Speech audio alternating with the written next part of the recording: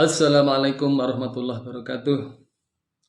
Refleksi saya sendiri terhadap pembelajaran kurikulum Merdeka tergerak, bergerak, dan menggerakkan yang didasari dari pemikiran Ki Hajar Dewantoro ini adalah rasa bangga bahwa pada akhirnya tokoh kita sendiri yang kita jadikan panutan untuk jadikan reformasi pendidikan ini.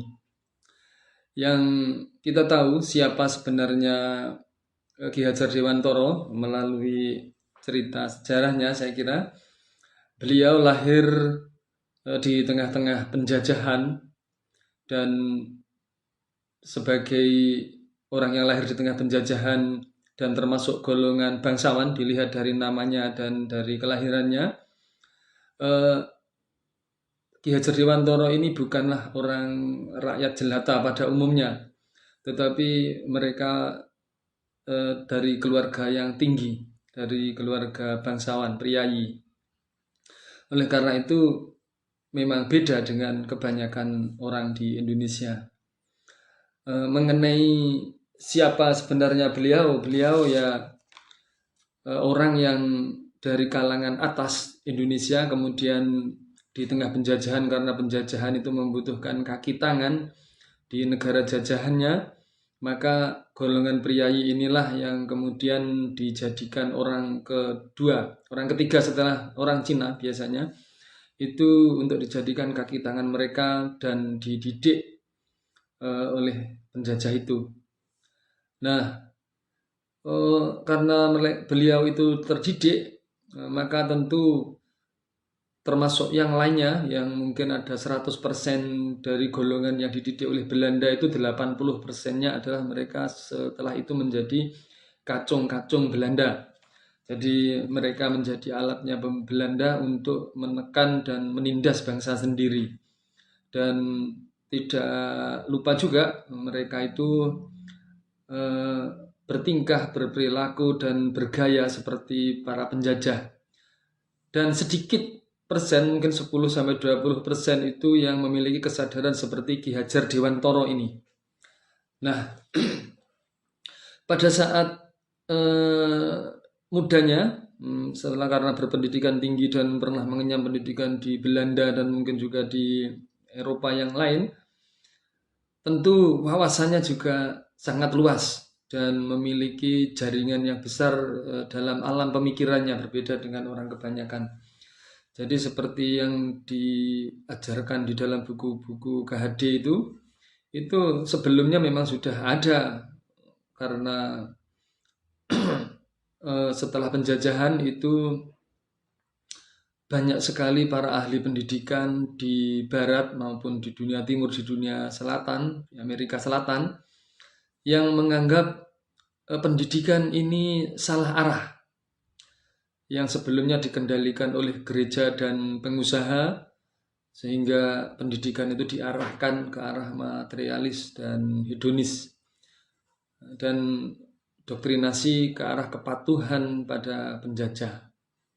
Nah, kemunculan pemikir-pemikir ini, diantaranya yang pertama itu ada Ivan Illich, ada Paulo Freire yang seangkatan. Paulo Freire itu seangkatan itu dengan Ki Hajar Dewantoro. Pemikirannya juga sudah hampir sama, jadi menganggap dunia pendidikan selama ini hanya sistem bank.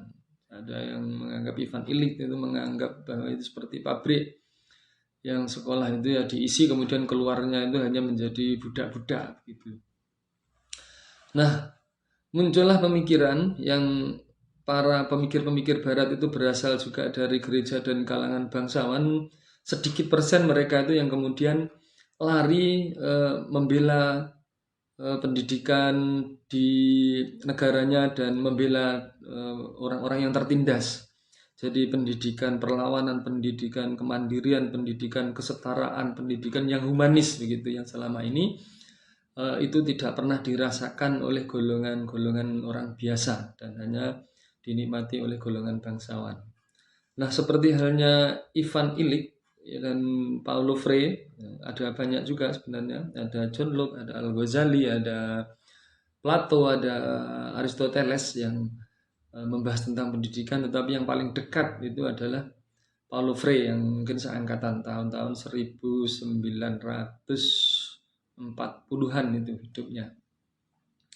Mereka membuat karya-karya yang menjadikan bagaimana agar pendidikan ini menjadi sebuah alat kesadaran baru bagi warga negara, agar mereka sadar siapa dirinya, bagaimana mereka bersolidaritas, dan bagaimana menjadikan pendidikan itu bermakna,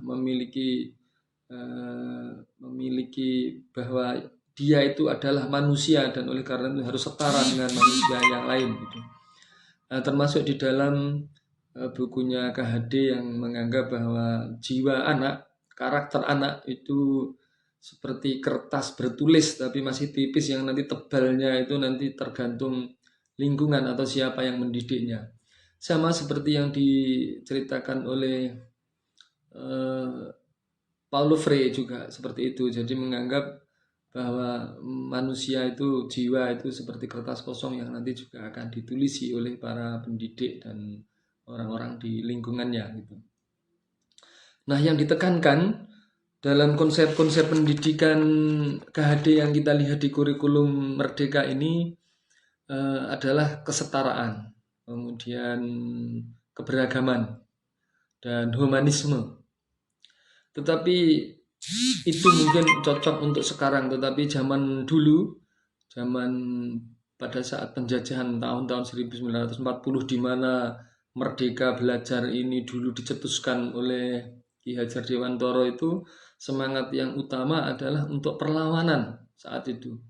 Perlawanan terhadap penjajah, ya bagaimana agar pendidikan itu adil, bagaimana agar hasil pendidikan itu bisa menyadarkan dirinya sebagai bangsa, sebagai manusia yang berbudaya, bukan hanya sebagai budak-budak para penjajah itu dulu. Namun sekarang karena mungkin kurikulum Merdeka ini sifat asli dari awal buku ini ditulis, sifat tulisannya itu yang berkait dengan perlawanan itu mungkin tidak banyak dicantumkan di sini, karena kalau dicantumkan itu nanti menimbulkan kesadaran yang berbahaya. Bagaimana kita nanti akan bermusuhan, akan mengerti kondisi kita bahwa negara kita itu sebenarnya sekarang ini merdeka, tetapi sebenarnya terjajah oleh modal asing, oleh kekuatan asing hari ini. Kemudian kita juga dijajah oleh bangsa-bangsa kita sendiri, yang dimana para pejabat-pejabat di atas seperti Gaso Sambo, kemudian hukuman-hukuman para pejabat tinggi yang korupsi kemudian tidak jelas jeluntrungnya seperti itu. Kalau itu nanti semangat pendidikan ini diarahkan ke perlawanan seperti itu, akan memunculkan jiwa-jiwa nasionalisme yang mungkin agak radikal, sehingga satu sifat yang dihilangkan dari kurikulum Merdeka, di mana sifat itu muncul dari pikiran Ki Hajar Dewantoro, itu ditiadakan dalam kurikulum yang merdeka ini yang kami rasakan. Kemudian relevansinya dengan sekarang saya kira perlu juga saya kira untuk membantu proses pendidikan yang besar ini juga tentang kesadaran kita bahwa negara kita sekarang ini masih terjajah dan kita butuh sifat mandiri, rasa solidaritas, rasa nasionalisme, humanistis, kemudian yang itu global. Tapi kalaulah kita itu sudah seperti di Eropa yang mereka itu memiliki rata-rata pendidikan, rata-rata penghasilan yang tinggi, maka humanisme dan solidaritas global itu bagus. Tapi bagi kita, bagi rakyat yang negara yang masih negara miskin yang sekarang ini sedang ditekan oleh negara-negara besar, yang sedang dijajah oleh budaya-budaya besar, tentu nafas dari ditulisnya buku ini, yaitu Merdeka Belajar, itu adalah simbol dari perlawanan Ki Hajar Dewantoro terhadap penjajahan. Seharusnya itu lebih dimunculkan gitu. Terima kasih.